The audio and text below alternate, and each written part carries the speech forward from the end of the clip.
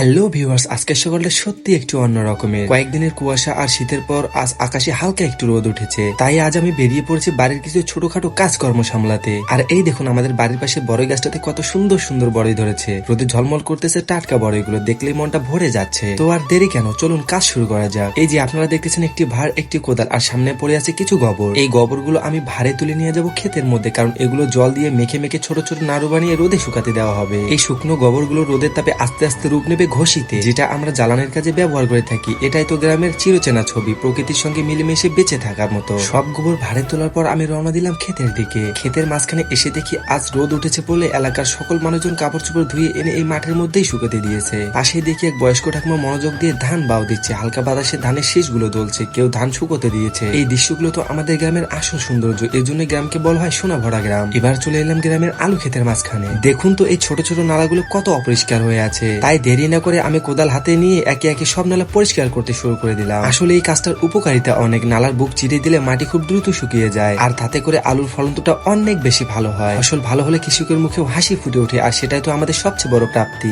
এই দেখুন, আপনাদের সঙ্গে গল্প করতে করতে আমার একখানা জমির কাজ পুরো শেষ হয়ে গেছে। কিন্তু সময় তো কারোর জন্য থেমে থাকে না। দুপুর করে ইতিমধ্যে বিকেল হয়ে এসেছে, এবার আমাকে বাড়ি ফিরতে হবে। তাহলে বন্ধুরা, এ পর্যন্ত থাক আজকের গল্প। গ্রাম বাংলার এই ছোট্ট মতোগুলো আপনাদের ভালো লেগে থাকলে অবশ্যই লাইক, কমেন্ট আর শেয়ার করে পাশেই থাকবে। দেখা হবে খুব শীঘ্রই নতুন আরেকটা গল্প নিয়ে। ধন্যবাদ সবাইকে।